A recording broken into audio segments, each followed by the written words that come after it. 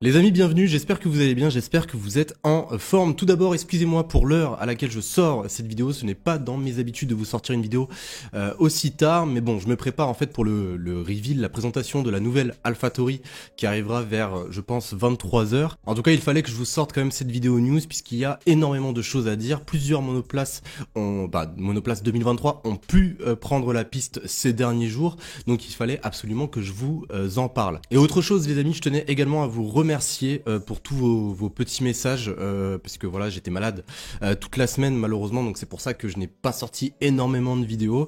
Là ça va beaucoup mieux, même énormément mieux, donc on va reprendre enfin un bon rythme. En plus on a une semaine qui se prépare avec énormément de présentations de monoplaces, donc je pense qu'on va se faire très plaisir. En tout cas les amis, on perd pas plus de temps et on est parti pour la première news. Alors cette première news les amis, elle concerne l'écurie As, puisque oui, As ont dévoilé plutôt leur monoplace, et cette fois-ci c'est la vraie monoplace, ce n'est pas une monoplace en 3D comme on a pu la voir lors de leur présentation.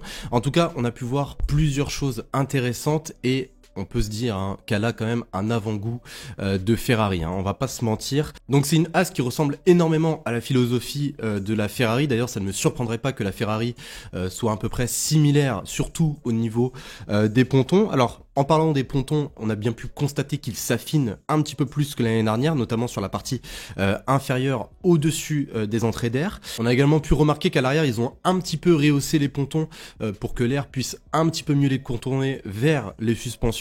Donc ça, c'est plutôt une bonne chose également pour que l'air puisse beaucoup mieux circuler sur la voiture. Également sur cette As VF23, on a pu constater un capot moteur un petit peu plus compact et surtout un aileron énorme, enfin du moins beaucoup plus grand que celui de l'année dernière qui était infime pour la dernière As de 2022. Là on a l'impression que c'est plutôt comme une sorte d'aileron de requin, on va dire. La chose qui est plutôt importante à noter chez As, c'est que ils n'ont pas pris la philosophie ni d'Alfa Romeo, ni de McLaren, ni d'Aston Martin, ni de Williams, enfin du moins des monoplaces 2022. Ils ont vraiment essayé d'innover à ce niveau-là. Donc honnêtement, j'ai hâte de voir cette nouvelle As en piste et j'ai surtout hâte de voir si elle va être performante. On continue avec la deuxième news et cette fois-ci c'est encore une fois en rapport avec les monoplaces.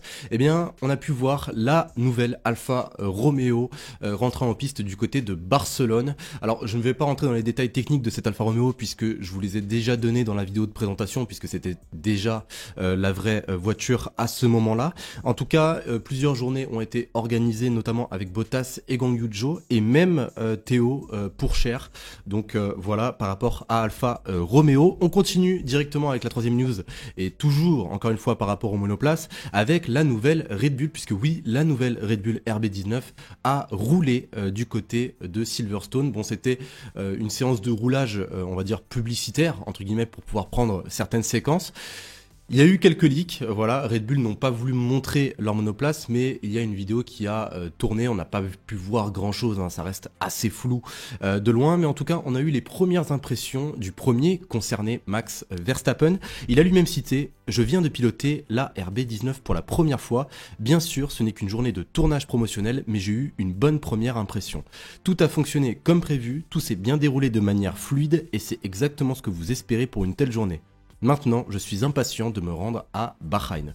Donc voici les propos du double champion du monde, je le rappelle, chez Red Bull. En tout cas voilà les amis, concernant les trois news et concernant surtout les trois monoplaces qui ont pu prendre la piste, les autres devraient arriver je pense incessamment sous peu. En tout cas on est parti maintenant pour la quatrième news. Alors pour cette quatrième news les amis, on va s'intéresser à une monoplace qui n'a toujours pas été dévoilée, la McLaren, mais on va pas forcément s'intéresser à la McLaren de 2023 mais plutôt à la McLaren de 2026. Pourquoi? Je m'explique.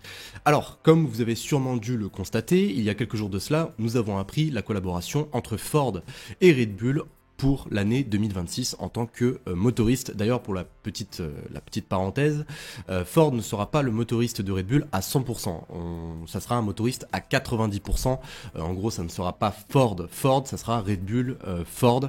Bon ça je pense que je l'expliquerai dans une autre vidéo, mais il nous reste quand même un motoriste pour cette année 2026 qui n'a pas d'écurie. Eh bien je vais vous parler de Honda, puisque oui il y a une rumeur comme quoi Honda se rapprocherait fortement de McLaren pour une collaboration.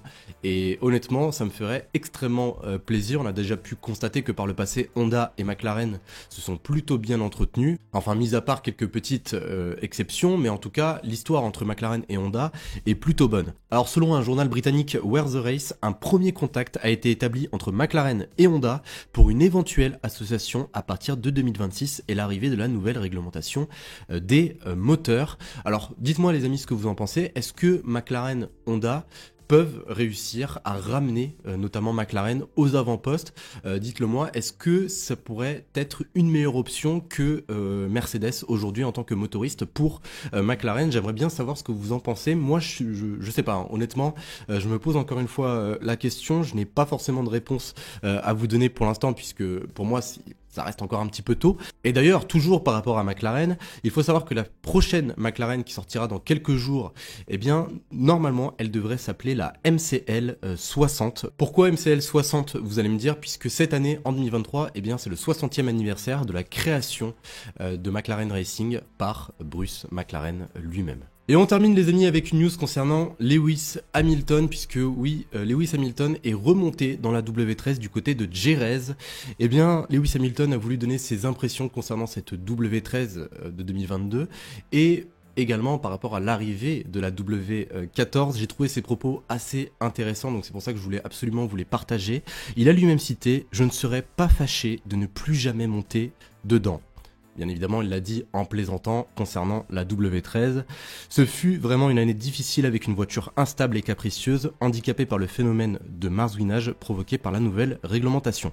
Malgré tous nos efforts, nous ne sommes pas parvenus à la développer dans la bonne direction. Certes, elle s'est améliorée sur certains circuits dans la seconde partie de la saison, mais son comportement restait imprévisible d'un Grand Prix à l'autre. Il a également cité, parfois les Mercedes précédentes étaient ce qu'on appelle des divas parce qu'elles exigeaient un certain doigté pour les maîtriser et les exploiter, mais ensuite elles s'avéraient performantes. Et il termine cette magnifique citation en citant lui-même que la W13 était la plus mauvaise monoplace qu'il m'ait été donné de piloter en Formule 1. Au moins Hamilton, il est honnête, il est clair, mais en tout cas voilà, il tourne vraiment la page sur cette W13, il s'attend à beaucoup mieux sur cette W14. On espère pour lui que la W14 sera bien meilleur.